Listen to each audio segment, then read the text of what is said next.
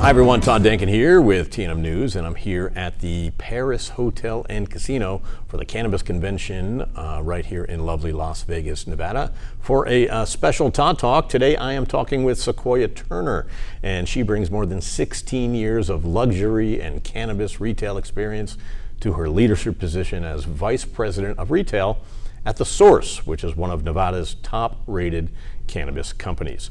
Turner was promoted to Vice President of Retail for The Source back in August of this year, and currently leads all retail and all locations operations, in addition to managing the compliance and buying teams for the award-winning company. She is also currently leading all The Source's new licensing endeavors, including its much anticipated Cannabis Lounge, which will debut downtown Las Vegas later on this year. She joined the company as a director of retail. She continues to support more than 200 retail employees across the company's 5 locations throughout the entire state. And that includes coaching retail managers through operational changes and store openings. She is a respected retail veteran with a wide range of cannabis and other luxury retail experience. And she has held key positions at Tiffany & Company and went from Tiffany to the cannabis space in 2014. She was also the director of retail over at Area 15 right here in Las Vegas. And she really understands the importance of consistency and transparency in setting an operational strategy. And she and The Source pride themselves on being in tune with their customers' needs and delivering to those needs. She holds a bachelor's degree in history from Davidson College, as well as a master's degree in business from AIU University. And she's been developing and building key partnerships with cultivators and key stakeholders right here in Nevada and around the country in this ever-growing cannabis industry. So, Sequoah Turner, welcome to TNMNews. Thank you so much for having me. Appreciate it. My pleasure, and thanks for taking some time out. We're at the Cannabis Convention here in Las Vegas, Nevada. Yes. How's it going for you so far? So far, so great. I really enjoyed the wealth of content that's being, discussed by real subject matter experts who are operating day in, day out, whether it's cultivation, dispensary, or production. So nice. It's wonderful. Awesome.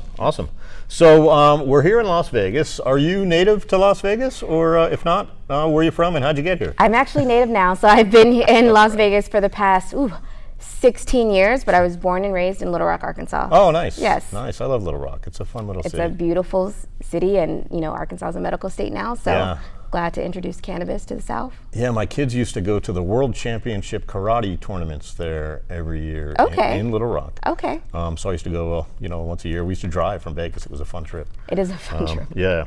So how'd you end up in Vegas? Did you come here for the job specifically? No, funny enough, I came here because my brother was living here at the time and really convinced me to come out as a 20-something-year-old from the Bay Area, and the cost of living was much less expensive than the Bay Area at the time, so it was a good move. Yeah, nice. So how do you go from, I know you have an extensive background, and we talked about when I said how wonderful you were, right? But how do you go from, Tiffany's, right, to cannabis? I mean, tell me about that journey. Honestly, I've always been a cannabis consumer, so I've always been really interested in the industry. When I saw that, the city was going medical, I really was looking for an opportunity. At the time, I was still happy, was very happy in my position at Tiffany's, but wanted something a little bit more challenging. I gotten a little bit bored in my role at Tiffany's, and so I applied and got very lucky and honored to have joined Essence Dispensaries at the beginning, when the industry was still in its infant stages here in the city. I remember. Yes. So that was back in 2014 and 15, right? Yes. So tell me about some of the struggles, from to get the doors open, compared to how you're operating now. I think anyone who has been in the industry since, the beginning, the regulatory environment back then was a bit different. I would say it's for sure. It was a little bit more collaborative, a little bit more it was nice to be in an industry in which the regulators were working with operators to make sure that overall the industry could be successful. Not seeing anything negative about the current state of the regulatory board now, but it's just a bit of a different feeling. It's definitely different. It's more people, more red tape, more bureaucracy. Yes. And I see it. I see it every day.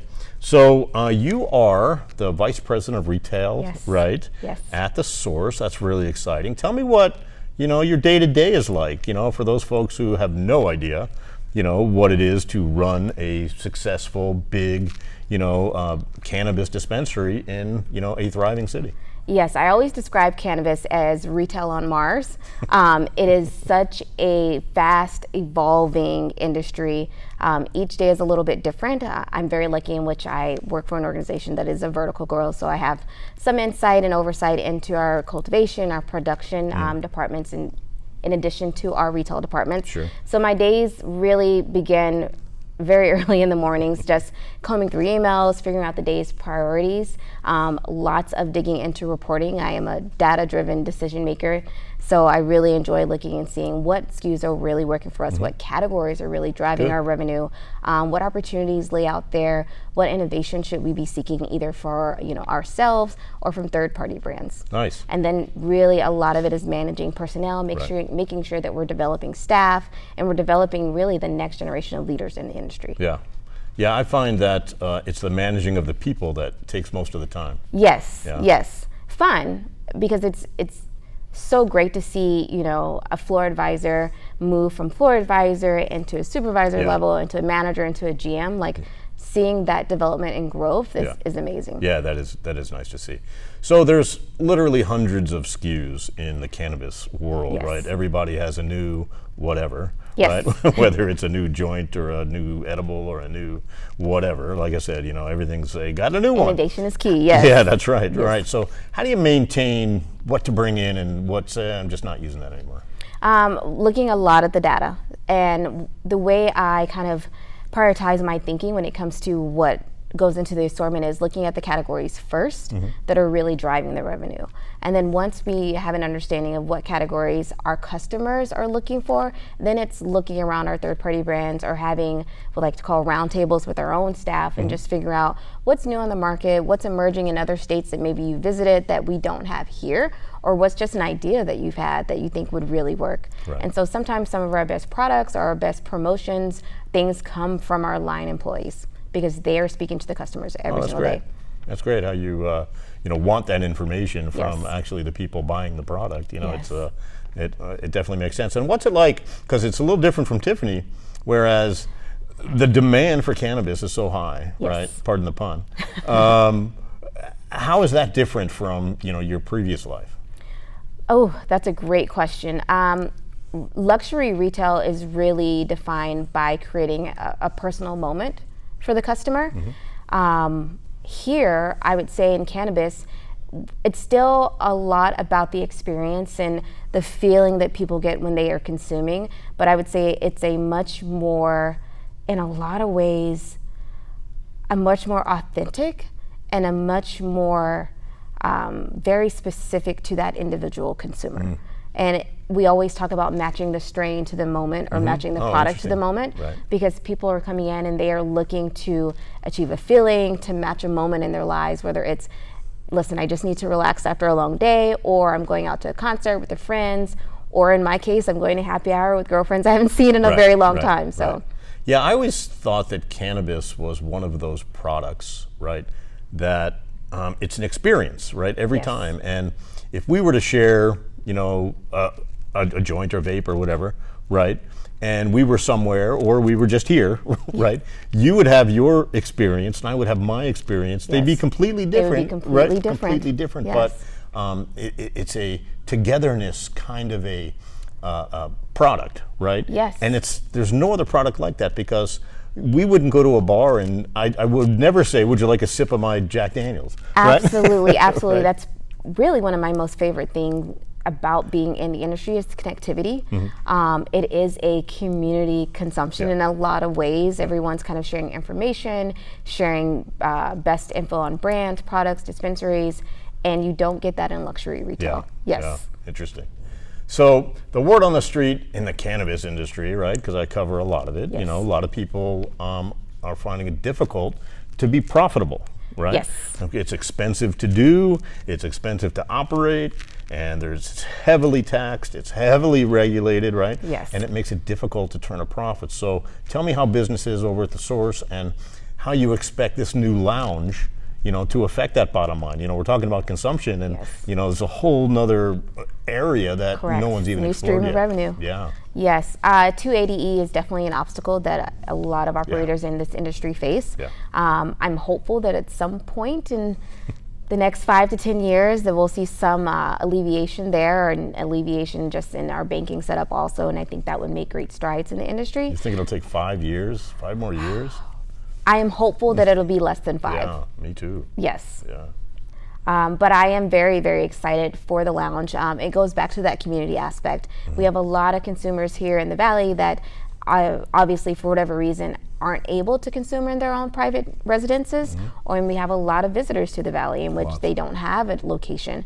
So being able to offer a place where people can come in, engage within the cannabis community in a safe manner, I think is very, very exciting for the industry. Awesome. And tell us how that business model works. So I want to come to your lounge. I can't bring my own cannabis in, right? Unfortunately, no. So is it right next to your store? Yes, our lounge will be connected to our dispensary, which will be great. So if you don't have products and you can't bring products into the lounge, you can simply go next door, purchase products, or we will also offer single serve products at our lounge that we can serve to you. So, two different inventories. It'll be a menu. Yes. Oh, I got you. So I can sit in the lounge and say, hey, let me get a joint or a bong hit or something like that, or a dab, or wow, that's pretty cool. And is there going to be stuff to do, like games and you know? We're figuring that out, but we do want to activate the space. I would like to have a roster of different activations just to keep it fresh and new for consumers. We want, you know, one thing we pride ourselves on at the Source is being a local organization that really cares about the community. So I want to make sure we have offerings in which the community can engage in, that's new, that's different, and to be very honest, at an affordable price point. Yeah, sure. So you'll have nights watching parties. Yes. Right? Yes. Oh, that's good. Yeah. Awesome. Yeah, I think it's going to be good for the industry. I think it's going to be a good test to see if people will come and hang out. Yes. You know, I went to the original Cannabis Cafe up in Portland many years ago. And I walked in and I was like, I found paradise. Right? But because you walk in and it was like a bar. It was totally a bar, but there was no booze there. And it was just all, would you like a joint? Would you like a bong? Would you like a dab? Would you like a whatever you wanted? It was, I felt like I was in the Star Wars bar. Right? That's how strange it was. Yes. So I'm looking forward to kind of experiencing that and see how that develops out. How do you think it's going to help? Do you think it's going to help you push your most popular products, or maybe you'll be able to sell cheaper, you know, your least popular products? I think it's going to be a little bit of a mix. I think obviously our most popular products will still be popular to our consumers here. Sure. But I think as new visitors start to get more comfortable with the lounge concept, they will start to dabble into things that maybe was a little bit intimidating for them to do on their own. Right. And what are your most popular products now? And you don't have to Flower give me is king. Flower is king, yeah. And we are in a flower market. Yeah, for sure. So our pre-rolls do extremely well, but outside of the pre-roll category, I would say gummies. Ah, interesting. Yes. I'm Todd Denkin with TNMNews, and I am here live in Las Vegas with Sequoah Turner, the Vice President of Retail at the Source, a local. And are you guys an MSO also? Do you have stuff in other states? We haven't opened our new dispensaries in other states, so yes, we do have licenses in other states. Okay. Yes. Okay, so an MSO, but really thriving here in the Las Vegas market. So you've been in the business for a long time, right? Since 2014. Yes. Right. Yes. And isn't that funny that seems like it was yesterday, but it was 9 years ago. I know. Right. A very fast 9 years. A very fast 9 years. Yes. Yes, I would agree. What's the best advice, do you think, you would give to someone who looks at the cannabis industry and says, wow, that's really cool, I really want to do that? And then they hear a lot of the bad press, they hear a lot of the good press. Yes. What's the best advice you would give to somebody who wants to break in?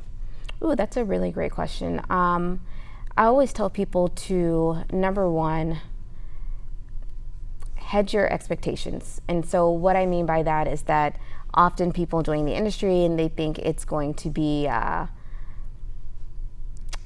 almost like the Coachella experience of working. But we are a heavily regulated industry. So you have to have a thorough understanding of your responsibility in maintaining compliance. It's not that, we don't want you to have fun, but we just understand how regulated we are, and we want to make sure that not only are you successful in your career, but that we can keep the doors open for our customers. 100%. Yeah, it's you got to follow the rules. That's you have to follow the rules. I try to tell my employees that too all the time. It's like, look, the lines are your friends. Stay within the lines. Yes. Right. Yes. Right. Yes. But it's interesting how you would say, control your expectations of what you expect with the industry too.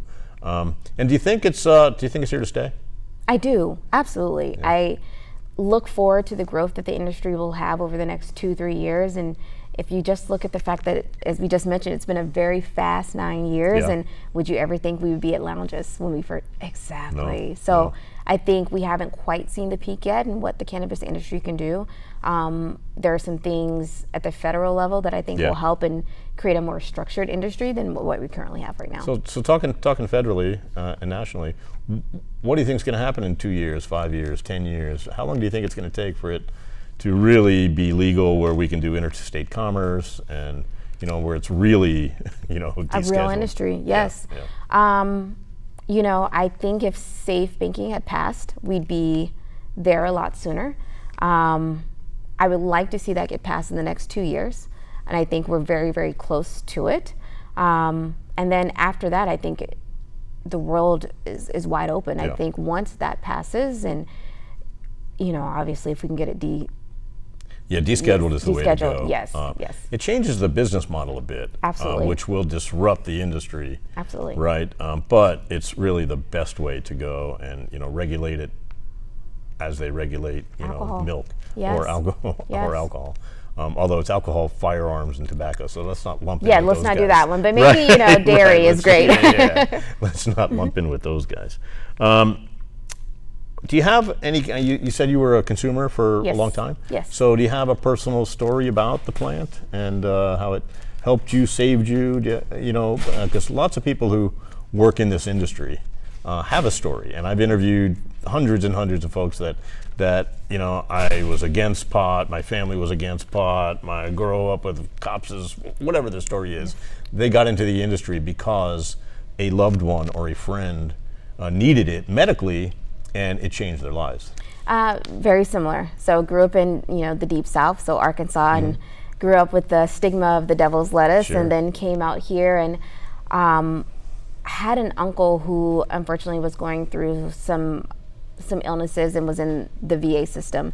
And at the time knew of some traditional market individuals who were recommending products, Rick Simpson oil being one of them, and started to use that to help. Unfortunately, my uncle did pass, but it did give him some relief, and it really got my mind to thinking, more about the power of the plant. Yep. I've been a consumer a long time, recreationally, and didn't have a thorough understanding of the plant as medicine.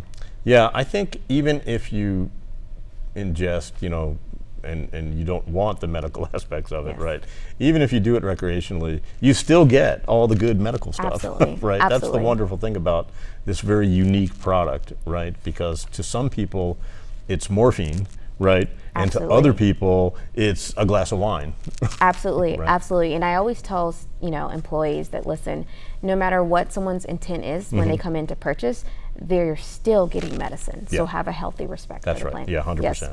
So tell me about the source. What's happening at the source? What's coming up? What's exciting? Why should we go there? Excellent. So as I mentioned, the source, we are very happy to be serving our local community.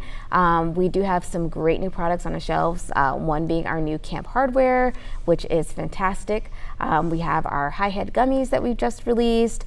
We're working on a couple of different innovation product lines that we are hopefully releasing in the next few months. Nice. So lots going on from a product innovation standpoint.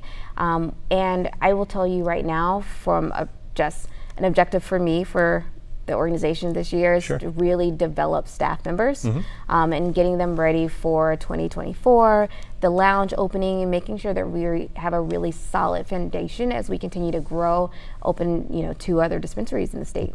Awesome. Yes. In this state? Yes. Oh, wow, yes. that's exciting. And just different parts of town? So we have our downtown, which has a lounge attached to it, and then we also have a second license in Henderson. Oh, nice. Yes. Well, where in Henderson? Right off of Water Street. Nice. And we're very excited that moratorium was just lifted. Yeah. Yes. Congratulations. Thank you. That's awesome. And how do folks find you? And do you have socials and websites and all that stuff? So they could find us at The Source NV on Instagram. We do have 5 locations throughout Nevada. Reno, which is based off of Longley Drive in Reno. We have our Homestead location, which is in Pahrump. We have our location in Henderson, which is off of Eastern Avenue. A location in Central Las Vegas, which is off Sahara and Rainbow. And then we have our location in North Las Vegas, which is off Exit 5, which is North 5th off the 215. What's your favorite strain these days?